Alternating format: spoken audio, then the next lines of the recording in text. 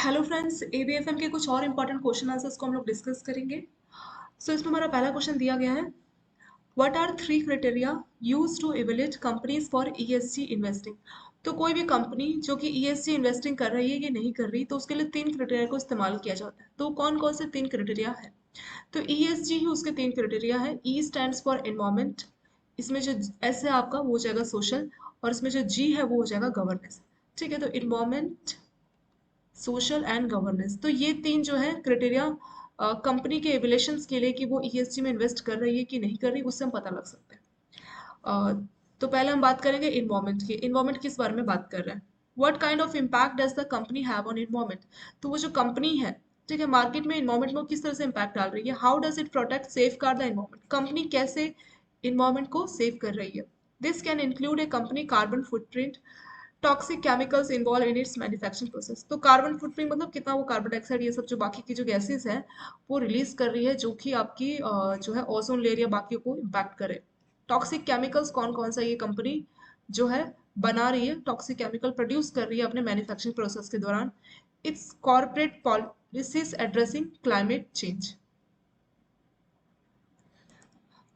और इसकी कौन कौन सी पॉलिसीज है, मतलब कंपनी ने कौन कौन सी पॉलिसीज बनाई है जो कि इस बात को एड्रेस करते हैं कि क्लाइमेट चेंज में कैसे रखना है, ठीक है, क्लाइमेट चेंज से कैसे बचना है, सस्टेनेबिलिटी एफर्ट्स किस तरह से, ताकि उसका सप्लाई चेन काम करे। ठीक है, तो इन्वायरमेंट में देखा जाएगा कि कंपनी का क्या इम्पैक्ट है इन्वायरमेंट में, कैसे वो जो है इन्वायरमेंट को सेव कर रही है, कैसे वो जो कंपनी है और वो जो इन्वायरमेंट है उसको कैसे सेव कर रही है। इसमें आपका आ जाएगा कार्बन फुटप्रिंट। अगर हम कार्बन फुटप्रिंट को डिफाइन करना चाहें, तो कार्बन फुटप्रिंट का मतलब है कि जो आपके ग्रीन हाउस गैसेस होती है, जैसे आपका हो गया कार्बन डाइऑक्साइड, मीथेन, तो कौन सी कंपनी कितना ग्रीन हाउस गैसेस प्रोड्यूस कर रही है, तो वो होता है उसका कार्बन फुटप्रिंट। ऐसे टॉक्सिक केमिकल जो है वो प्रोड्यूस कर रही है, और उसने कौन कौन सी पॉलिसीज बनाई है कंपनी ने जो कि क्लाइमेट चेंज को एड्रेस, मतलब उस पर ध्यान देती है कि कैसे क्लाइमेट बदल रहा है, उसकी वजह से बहुत सारे इश्यूज जो है फेस करने पड़ रहे हैं। अचानक से जो टेम्परेचर है बढ़, मतलब टेम्परेचर अभी का पहले के कंपेरिजन में बहुत बढ़ गया है। ठीक है, गर्मी बहुत बढ़ गई है, और भी बहुत ज़्यादा ये क्लाइमेट चेंज की वजह से हमारी फसलें की जो पैदावार है उस पर भी काफ़ी इम्पैक्ट पड़ता है। बहुत सारे लॉन्ग टर्म के जो है इश्यूज उसमें देखने को मिलते हैं। तो उसके लिए कंपनी क्या कर रही है, कैसे वो अपने सस्टेनेबिलिटी एफर्ट्स लगा रही है ताकि सप्लाई चेन उसका बना रहे, तो ये सारी चीज़ें आ जाएगी उसके इन्वॉल्वमेंट में। तो पहला हमने ई के बारे में डिस्कस किया। अब सेकंड है एस। अब हम एस के बारे में पढ़ेंगे। एस का फुल फॉर्म है यहाँ पे social. How does the company improve with social impact. तो कंपनी अपने सोशल इम्पैक्ट के लिए क्या कर रही है, both with in the company and broader community. Company के अंदर भी और कंपनी से बाहर भी जो कम्युनिटी है उसके लिए वो सोशल इम्पैक्ट के तौर पे क्या कर रही है। अभी सोशल इम्पैक्ट में क्या हो जाएंगे, सोशल फैक्टर्स हो जाएंगे। तो सोशल फैक्टर्स मतलब equality, racial diversity in both executive and staff, तो किसी टाइप का कोई भेदभाव तो नहीं है। ठीक है, इक्वलिटी है कि नहीं है, और इंक्लूजन प्रोग्राम्स लगाए गए नहीं लगाए गए, हायरिंग प्रैक्टिसेस, तो ये सारी चीज़ें हमारे सोशल फैक्टर्स में आ जाएंगी। Social criteria examine how a company manage relationship with employer, supplier, customers and communities where it operate. तो जिस जगह पे कंपनी ऑपरेट कर रही है वहाँ के एम्प्लॉयज़ के साथ, सप्लायर के साथ, वहाँ के कस्टमर और कम्युनिटीज़ के साथ वो कैसे जो है अपना रिलेशनशिप को मैनेज कर रही है, तो यही बताएगा उसका सोशल क्राइटेरिया। तो कंपनी अपने सोशल क्राइटेरिया के तौर पे किस तरीके से काम कर रही है, तो ये दूसरा क्राइटेरिया हो गया कंपनी को एवेल्यूएशंस का। तीसरा तरीका है आपका G. G stands for governance. Governance का क्या मतलब होता है, how does company board and management drive positive change. तो कंपनी के जो बोर्ड ऑफ डायरेक्टर्स हैं या जो कंपनी के मैनेजमेंट है वो पॉजिटिव चेंज को किस तरह से लेके जाते हैं। Governance include everything from issues surrounding a company leadership, executive pay, diversity in leadership, how well the leadership respond to and interact to shareholder audits, internal controls and shareholder rights। तो अगर हम बात करते हैं गवर्नेंस की, तो governance में क्या हो जाएगा, इसमें सब कुछ हो जाएगा जो कि कंपनी की लीडरशिप हो सकती है। ठीक है, उसके एग्जीक्यूटिव को किस तरह से पे किया जा रहा है, डाइवर्सिटी कितनी है लीडरशिप में, और लीडरशिप कैसे रिस्पॉन्ड कर रही है शेयर होल्डर ऑडिट को, इंटरनल कंट्रोल्स या शेयर होल्डर राइट्स वो सब किस तरीके से काम करें, तो ये सारी चीज़ जो है गवर्नेंस में आ जाएगी। और गवर्नेंस में जो मेन फोकस है इस चीज़ पे किया जाता है कि जो कंपनी है, ऑर्गेनाइजेशन के जो बोर्ड और मैनेजमेंट है, वो पॉजिटिव चेंज को किस तरह से आगे लेके जा रहे हैं। ठीक है, मतलब एक कल्चर ही ऐसा क्रिएट करना कि सब कुछ पॉजिटिव, और इसमें ये जो कल्चर है ये सब क्रिएट करना कि सब कुछ पॉजिटिव वे में हो, तो वो कौन कर सकता है, बोर्ड या मैनेजमेंट लेवल से ये हो सकता है। ठीक है, तो ये चीज़ हमारे गवर्नेंस में आ जाएगी। तो यही तीन क्राइटेरिया है जिससे कंपनी का हम एवेल्यूशन कर सकते हैं। पहला था हमारा इन्वायरमेंटल, दूसरा था सोशल, और तीसरा था गवर्नेंस। इन्वायरमेंटल मतलब कंपनी ने इन्वायरमेंट को प्रोटेक्ट करने के लिए क्या क्या चीजें की है, और जो कंपनी है उसने कौन कौन सी पॉलिसीज बनाई है ताकि क्लाइमेट चेंज या बाकी चीजों से बचा जा सके। सोशल में आ जाएगा कि कंपनी के जो खुद के स्टाफ, जो इम्प्लॉयज हैं, सप्लायर्स हैं, उसके कस्टमर्स हैं, कम्युनिटीज, तो उनका कस्टम कंपनी के साथ कैसा रिलेशन है। तो उसका सोशल में आ जाएगा। ऐसी गवर्नेंस मतलब कंपनी के बोर्ड या मैनेजमेंट, बोर्ड ऑफ डायरेक्टर या मैनेजमेंट कैसे पॉजिटिव चेंज को अपनी ऑर्गेनाइजेशन में लेके जा रहे हैं। तो ये तीन हमारा आ जाएगा ESG, जो कि कंपनी का क्राइटेरिया को इवैल्यूएशन करने के काम आता है। नेक्स्ट क्वेश्चन है व्हाट इज सुपरविजन। तो सुपरविजन एक लैटिन वर्ड है। इसमें दो वर्ड्स है, एक है सुपर और दूसरा है विजन। सुपर जो वर्ड है उसका मतलब होता है फ्रॉम द अबव, ऊपर से देखना। विजन मतलब टू सी, तो इसका पूरा मतलब है ऊपर से देखना। In normal sense of term supervision means overseeing the activity of others. Supervise करना, जैसे बोलते हैं ना मैं सुपरवाइजर हूँ। कोई भी जैसे कोई फैक्ट्री है तो वहां पे क्या होगा, कोई भी सामान अगर बन रहा होता है तो यहाँ पे बहुत सारे वर्कर्स बैठे होते हैं। ठीक है, कुछ भी किसी चीज की भी फैक्ट्री हो सकती है, मान लीजिए 40 या 50 वर्कर्स है। हर 50 वर्कर्स के अंडर एक होगा सुपरवाइजर। इस सुपरवाइजर का कोई काम नहीं, वो काम नहीं करेगा, उसका बस यही काम है कि जो लोग काम कर रहे हैं उसको देखे कि वो लोग काम कर रहे हैं कि नहीं कर रहे, और जो भी काम कर रहे हैं ठीक तरीके से कर रहे हैं कि नहीं कर रहे। मतलब इसका काम है सिर्फ देखना, सुपरवाइज करना कि किस तरीके से काम किया जा रहा है। वही होगा हमारा सुपरविजन। अगर हम नॉर्मल सेंस में बात करें सुपरविजन की, इसका मतलब दूसरों की एक्टिविटी को देखना, वो हो जाएगा हमारा supervision. Supervision refers to direct and immediate guidance and control of subordinate in the performance of their task. George R Terry और स्टेफन जी फ्रैंकलिन ने जो है सुपरविजन को डिफाइन किया। इन्होंने बोला supervision is the guiding and directing efforts of employees and other resource to accomplish stated work output.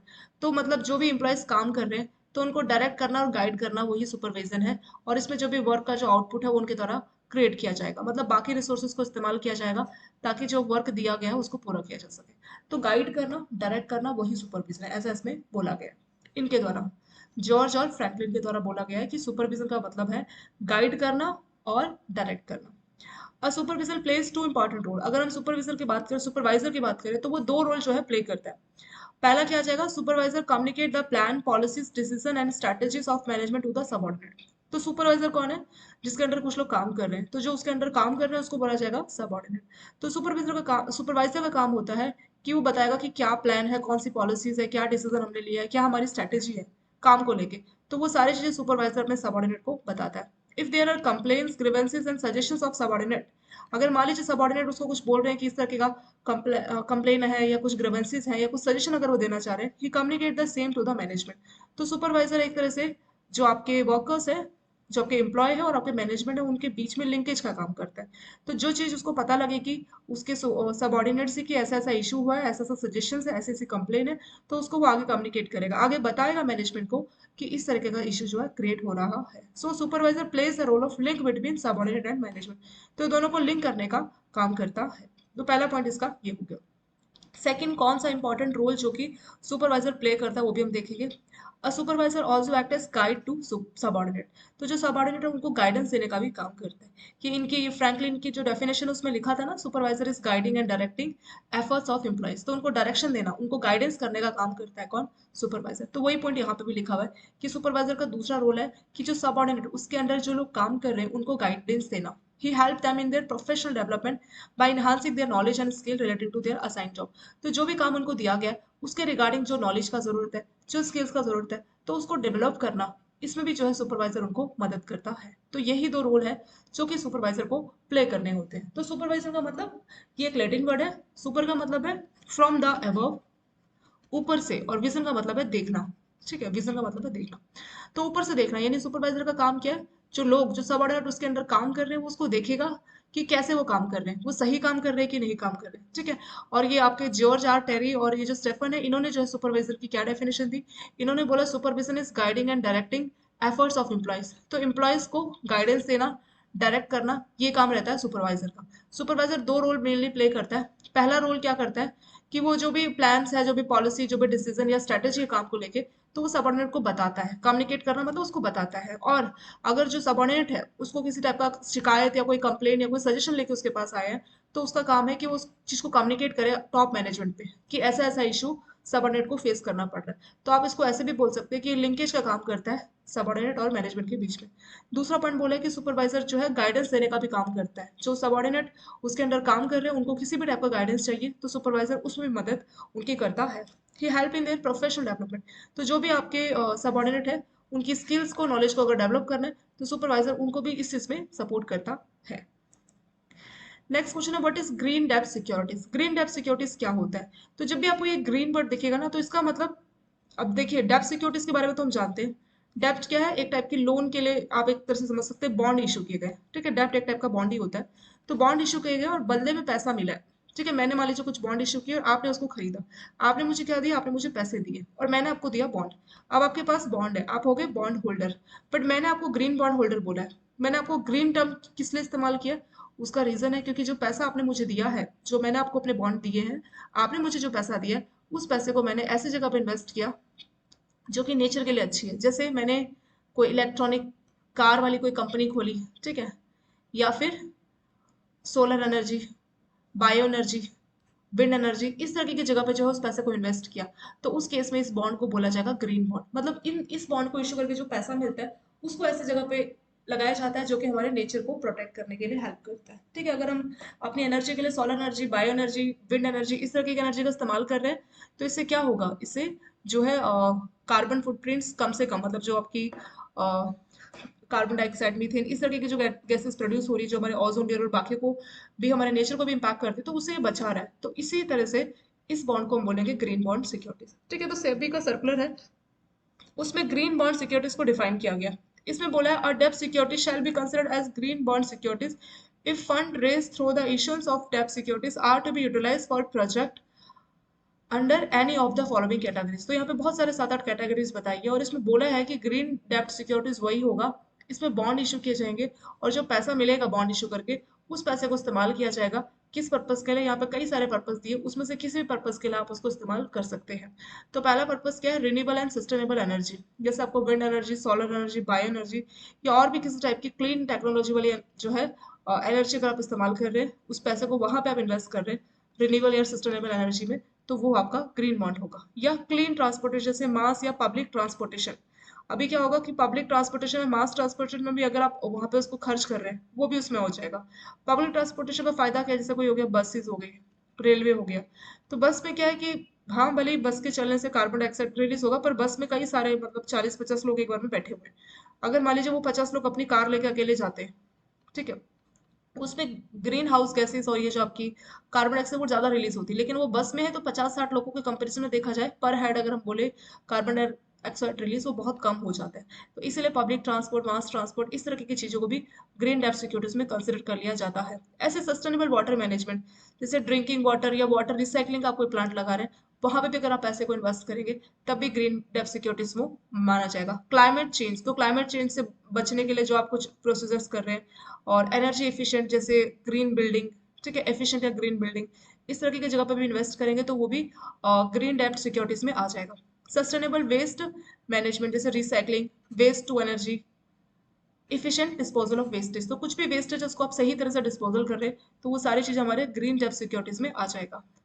और क्या है इसमें? बायोडाइवर्सिटी कंजर्वेशन और sustainable land use including sustainable forestry, agriculture, forest, ठीक है। ऐसी जगह पे अगर उस पैसे को इन्वेस्ट कर रहे हैं, बायोडाइवर्सिटी कन्वर्सेशन के लिए, बायोडाइवर्सिटी को बचाने के लिए आप इस्तेमाल कर रहे हैं, ठीक है। ये और भी कोई कैटेगरी जो कि सेबी या फिर गवर्नमेंट टाइम टू टाइम लेके आती है, ठीक है, उसको डिफाइन करती है कि हाँ, अगर आप यहाँ पे इन्वेस्ट करेंगे तो वो ग्रीन डेब्ट में माना जाएगा। तो ये सिंपल हो गया कि ग्रीन डेब्ट सिक्योरिटीज से जो पैसा मिलता है, उस पैसे को या तो सोलर एनर्जी, विंड एनर्जी, आपका solar power plant, public transport, mass transportation, drinking water या वाटर रिसाइकलिंग, और efficient disposal of wastage, green building, ठीक है, ऐसी जगह पर उसको इन्वेस्ट किया जाएगा। नेक्स्ट क्वेश्चन है what is I Richard definition of communication. तो ये रिचर्ड के द्वारा एक कम्युनिकेशन को लेकर डेफिनेशन दी गई थी। तो उन्होंने क्या डेफिनेशन दी थी? इन्होंने जो है first and in some way one of the best definition of communication, तो इनके द्वारा दी गई जो डेफिनेशन थी कम्युनिकेशन को लेके, उसको अभी तक की बहुत बेस्ट डेफिनेशन इसको मानते हैं।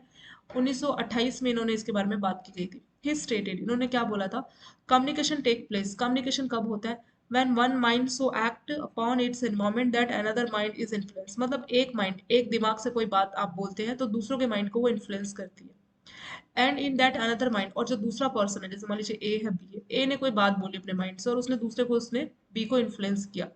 And in that mind an experience occurred, तो बी को क्या हुआ? एक एक्सपीरियंस हुआ which is like the experience in the first mind, और बी का एक्सपीरियंस बिल्कुल वैसा है जैसा कि ए का एक्सपीरियंस है। इसका मतलब, एक इफेक्टिव कम्युनिकेशन का क्या मतलब है? कि जैसा आप सोच रहे हैं, सामने वाला बंदा भी वैसे ही सोचने लग जाए।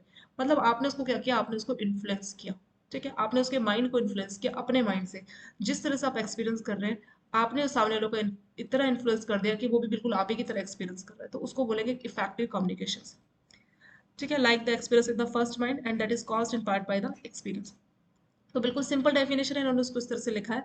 कम्युनिकेशन का सिंपल मतलब है कि एक माइंड से आप दूसरे वाले माइंड को, जैसे ए का माइंड है वो अपने माइंड से अपनी बात से दूसरे वाले को इन्फ्लुएंस कर रहा है, और ऐसा इन्फ्लुएंस कर रहा है कि जो बी है, बी का जो एक्सपीरियंस है वो बिल्कुल सेम है, जैसा मतलब ए सोच रहा है वैसे बी भी सोचने लगा, उसने उसको ऐसा कुछ कम्युनिकेट किया जिसकी वजह से बी इन्फ्लुएंस हो गया और वो इस तरीके का एक्सपीरियंस कर रहा है जैसे कि ए एक्सपीरियंस करता है। तो वही हो जाएगा हमारा इफेक्टिव कम्युनिकेशन। नेक्स्ट है what is stress management. Stress management का क्या मतलब है? It refers to wide range of treatments and psychotherapies that are aimed at regulating the degree of stress experience। तो स्ट्रेस मैनेजमेंट का मतलब अलग अलग ट्रीटमेंट या कोई आप थेरेपी ले रहे हैं जिससे आपको जो स्ट्रेस जो आपको महसूस हो रहा है उसको आप दूर कर सके, कम कर सके, ठीक है, उसको आप रेगुलेट कर सके, particularly the level of chronic stress typically with intention and goal of enhancing day to day functioning. तो जो डे टू डे एक्टिविटी कर रहे हैं, ठीक है, उन एक्टिविटीज से अगर आपको बहुत ज़्यादा स्ट्रेस हो रहा है तो आप क्या कर सकते हैं, कोई ट्रीटमेंट या कोई थेरेपी ले सकते हैं। तो वो आपको स्ट्रेस को रेगुलेट करेगा, आपको मैनेज करने में मदद करेगा। वही हो गया हमारा सिंपल स्ट्रेस मैनेजमेंट, मतलब जिससे हम अपने स्ट्रेस को कम कर सकेंगे। नेक्स्ट है हमारा what are approaches to change management and resistant to change. तो दो टर्म्स है यहाँ पे, एक है अप्रोचेस टू चेंज मैनेजमेंट, ये क्या होता है, और रेजिस्टेंट टू चेंज क्या होता है। ये तो आपको नाम से लग रहा होगा, रेजिस्टेंस मतलब रोकना, मना करना, चेंज मतलब बदलना, तो जो बदलने से मना करे तो वही हो जाएगा रेजिस्टेंस टू चेंज। ऐसे ही अप्रोचेस टू चेंज मैनेजमेंट, पहले ये वाला देखते हैं। अप्रोचेस टू चेंज मैनेजमेंट का क्या मतलब है? The implementation and operation of change management is a process that is ongoing and require a significant amount of time, knowledge, devotions and efforts। तो जो भी आप चाह रहे हैं, अभी चेंज मैनेजमेंट का मतलब क्या है? चेंज मैनेजमेंट का मतलब आपके ऑर्गेनाइजेशन में कोई चेंज होने जा रहा है।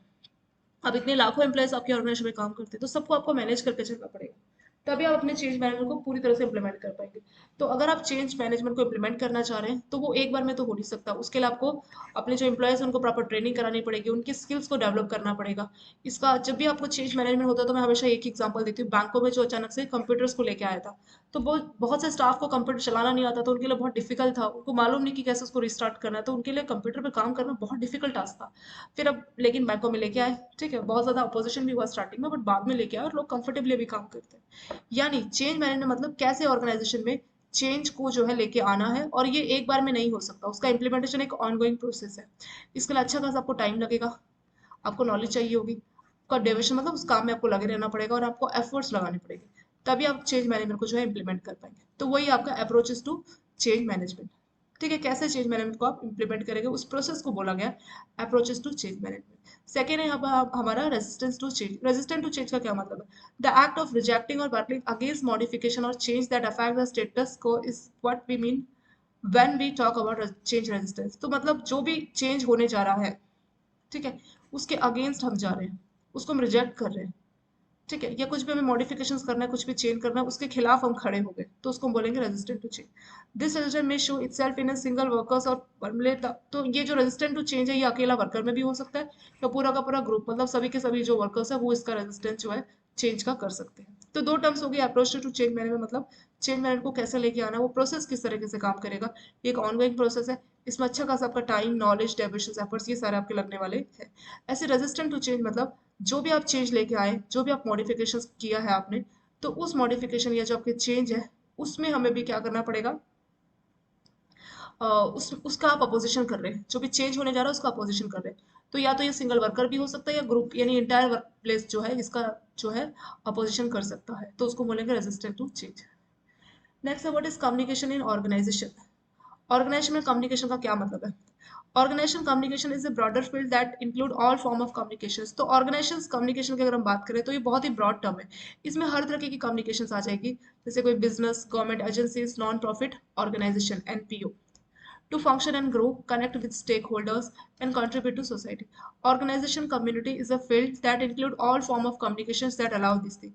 तो ऑर्गेनाइजेशन कम्युनिकेशन का क्या मतलब है? हर तरह की कम्युनिकेशन, कोई बिजनेस में, गवर्नमेंट एजेंसीज में, या कोई भी नॉन प्रॉफिट में जो ऑर्गेनाइजेशन है वहां पे की जा रही है, ताकि वो अपने स्टेक होल्डर्स के साथ, मतलब जो उनके शेयर होल्डर्स है और जो उनकी सोसाइटी है उनके साथ वो जुड़े रहे, तो वो हो जाएगा हमारा ऑर्गेनाइजेशन कम्युनिकेशन। ठीक है, the act of transferring information from one location, person or group to another is mean we talk about communication there is always one centre. तो एक जगह से दूसरी जगह पे आप क्या कर रहे हैं, एक पर्सन से या एक लोकेशन से दूसरी जगह पे अगर आप इंफॉर्मेशन को ट्रांसफर कर रहे हैं तो वो भी हमारा हो जाएगा कम्युनिकेशन। मार्था मडॉक्स एक ऑथर थी, आर्टिकल इनकी आर्टिकल थी, आर्टिकल का नाम है communication skill required by first line manager. ठीक है, इनकी एक आर्टिकल है, आर्टिकल का नाम है communication skill required by first line manager. यहाँ पे इन्होंने बोला कि एक अच्छा यानी effective communication is the glue that bind people together regardless of language. तो अगर आप बहुत अच्छे से कम्युनिकेट कर रहे हैं तो ये ग्लू के तौर पे काम करता है। ठीक है, जिससे ये लोगों को बाइंड करेगा। भले ही आपका लैंग्वेज कुछ भी हो, कोई भी जाति हो आपकी, कुछ भी एथिकल बैकग्राउंड हो, उससे कोई फर्क नहीं पड़ता। लेकिन अगर आप एक इफेक्टिव कम्युनिकेशन ले के आ रहे हैं तो वो ग्लू के तौर पे काम करेगा लोगों को बाइंड करने के लिए। ठीक है, तो तीन चीजें यहाँ पे कम्युनिकेशन को लेके बताई गई। नेक्स्ट क्वेश्चन है हमारा एक्सप्लेन व्हाट आर और explain green bond principle. Green bond principle क्या होता है? तो देखिए, green bond principle are a collection of optional process principle that were establish by the international capital market association. तो जो इंटरनेशनल कैपिटल मार्केट एसोसिएशन है उन्होंने कुछ प्रिंसिपल्स बताए हैं, उसी को हमने ग्रीन बॉन्ड प्रिंसिपल का नाम दिया। इसका पर्पस क्या है? ये जो प्रिंसिपल्स ग्रीन बॉन्ड को लेके बनाए गए, इसका क्या पर्पस है? Their purpose is to increase the transparency and integrity of green bond market. तो जो ग्रीन बॉन्ड मार्केट है, ग्रीन बॉन्ड के बारे में हमने पहले पढ़ा था कि ये बॉन्ड इशू किए जाते हैं और जो पैसा मिलता है बॉन्ड इश्यूर को, उस पैसे को वो renewable energy, solar plant, solar energy, इस तरह की जगह पे विंड एनर्जी, रिन्यूएबल एनर्जी और आपका कोई बायोडाइवर्सिटी प्रोटेक्शन, इस तरह की जगह पे उस पैसे को इन्वेस्ट करता है। ठीक है, तो वो होते थे हमारे ग्रीन बॉन्ड। अब इसमें बोला गया कि ये जो ग्रीन बॉन्ड प्रिंसिपल्स इसीलिए बनाए गए ताकि ट्रांसपेरेंसी और इंटीग्रिटी जो है ग्रीन बॉन्ड मार्केट की बनाई जा सके, उसकी इंटीग्रिटी और ट्रांसपेरेंसी को बढ़ाया जा सके। They advise the issuer to construct a framework for the process of issuing green bond which should include 4 components. तो जब भी कोई इश्योर्स है जो कि ग्रीन बॉन्ड को इशू करने जा रहा है तो उसको ये 4 प्रिंसिपल्स मानने चाहिए। The first of this is the uses of profit in situations when the green bond is established criteria for determining which type of initiative are। तो अब आपको देखना पड़ेगा कि आप जो है कौन से वाले जो जिनको ग्रीन बॉन्ड के तहत लेबल किया गया, आप कौन सी वाली जगह पे जो इन्वेस्टमेंट करने जा रहे हैं इस ग्रीन बॉन्ड के तहत। Second approach is the technique of evaluation and selecting project in which issuers are required to describe the environmental. Second, आपको अपना जो भी अपने प्रोजेक्ट को जो है सिलेक्शन किया है, ठीक है, जिसको आपने सेलेक्ट किया प्रोजेक्ट को, देखिए पहले और दूसरे में डिफरेंस क्या है, इसमें बोला गया है which type of initiative are required to be. तो मतलब कौन कौन सा इनिशिएटिव है जिसको ग्रीन में जो है कंसिडर किया गया है। इसमें बोला गया कि आप कौन से वाला प्रोजेक्ट सेलेक्ट करने जा रहे हैं। ठीक है, issues are required to describe environmental objective of process as well as risk that are experience to be. कौन से प्रोजेक्ट को आप सेलेक्ट कर रहे हो, क्या रिस्क आपको इसमें हो सकता है। ठीक है, तो सेकंड वो हो जाएगा। तीसरा जो कंपोनेंट है, third component is the management of proceeds which require the issuer to store the money in a sub account और सेपरेटली मैनेज अकाउंट। मतलब जो आपको पैसा मिला है, प्रोसीड्स आपने की है बॉन्ड इशू करके, तो उस पैसे को आपको अलग से अकाउंट में रखना है।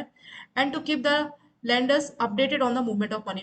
लेंडर कौन है? जो जिन्होंने पैसा आपको दिया है, जिन्होंने बॉन्ड आपसे खरीदा है, तो उनको आपको बताते रहना है कि इस पैसे को आप कहाँ कहाँ पे इन्वेस्ट कर रहे हैं। चौथा, last but not least, green bond principle discuss different technique for providing transparent report to lenders. तो लेंडर्स कौन है? जिन्होंने बॉन्ड खरीदा है, तो उनको ट्रांसपेरेंट रिपोर्ट भेजनी है, including the impact that project will have, और प्रोजेक्ट का क्या इम्पैक्ट होगा।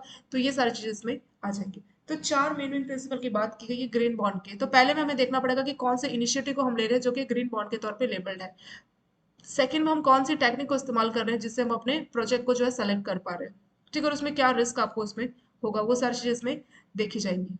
तीसरे में आपका आ जाएगा जो पैसा आपने ग्रीन बॉन्ड इशू करके कमाया है, उस पैसे को आप सेपरेटली एक अलग से अकाउंट में रख रहे हैं। और जो आपके लेंडर्स है जिन्होंने आपको पैसा दिया है, बॉन्ड होल्डर्स आप बोल सकते हैं, तो पैसे का मूवमेंट कहाँ से कहाँ हो रहा है, कहाँ कहाँ आप उस पैसे को खर्च कर रहे हैं, तो वो इन्फॉर्मेशन भी आप उसको देंगे। लास्ट बट नॉट लीस्ट, जो ग्रीन बॉन्ड प्रिंसिपल है आपका, वो बोलता है कि आपको सारे के सारे ट्रांसफर और रिपोर्ट भेजनी चाहिए लेंडर्स को, जैसे प्रोजेक्ट का क्या इम्पैक्ट पड़ रहा है। ठीक है, वो सारी इन्फॉर्मेशन आपको लेंडर्स को भेजनी चाहिए। चलो, इसके साथ ये वाला जो क्वेश्चन है, ये वाला जो पार्ट है, ये कंप्लीट हो गया। कुछ और क्वेश्चन आंसर्स को हम अगले वाली वीडियो में डिस्कस करेंगे। और thank you so much for watching this video.